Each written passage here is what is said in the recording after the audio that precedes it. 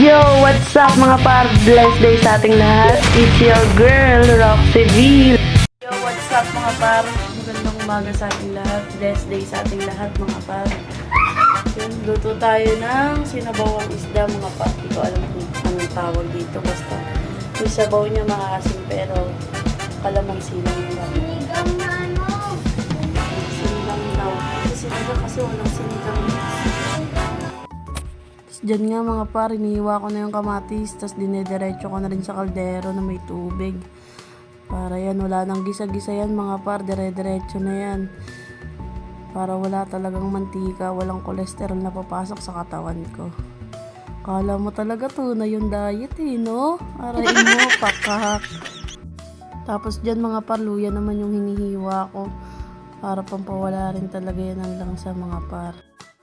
Tapos din mga par, nakikita ko yung tiyan ko. Ganyan talaga. Winnie the Pooh na tayo ngayon. Matatapos na lang yung taon, wala pa rin. Hindi pa rin tayo pumapayat mga par. Sabi ko sa sarili ko, this 2026, magpapapayat na ako. Mali pala. Magpapataba pala ako lalo. Maraming mo, paka. Tapos yan par, hinihiwa ko na yung kalamansi. Kasi yan na nga yung magiging pangpaasim natin. Di ko alam kung anong tawag dito eh. Basta alam ko lang sinabawang isda. Pero sabi ng anak ko, sinigang daw yun kasi yun daw yung tawag nila tatay tsaka ni mama. Di ko lang alam. Tapos yun mga pare, yung ginagawa ko, ganyan ako sa umaga. Pagka sinusumpong, nagluluto ako bago ako pumasok. Pagka closing yung shift ko sa trabaho. Kasi pag opening ako, nagagahol talaga ako sa oras mga pare. So, dyan, medyo nagmamadali na ako niyan mga par kasi 10:20 na talaga yan. Alas 9 na kami na malengke ng anak ko. Umuulan kaya masarap pag sinabawang isda ngayon mga par. Gusto kong humigop ng masarap na sabaw. Tapos yun na mga par, finished product. Let's go, kainan na mga par. Yan, naghahain na ako niya ng pagkain mga par. Yan, kuha na tayo ng plato. Tapos yun na, okay na.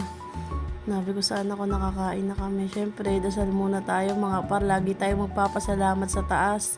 Kahit maliit na bagay or malaki man yan, lagi mong ipagpapasalamat yun. Kahit bagoong lang ulam mo, pagpasalamat mo yun kasi hindi lahat ng tao mga par nakakakain. So yan, kain tayo mga par. Yan, habang nakain kami dyan, nagkukwentuhan kami ng anak ko. Pinaparate ko sa kanya yung niluto ko kung gaano ba kasarap magluto yung mama niya.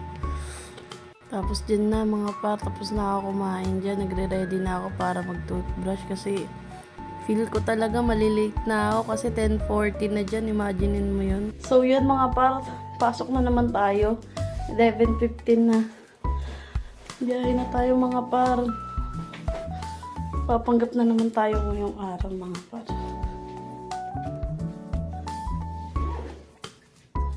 So, kung kanina mga par, isa tayong nanay, isa tayong asawa, ngayon isa na naman tayong alipin ng salapi.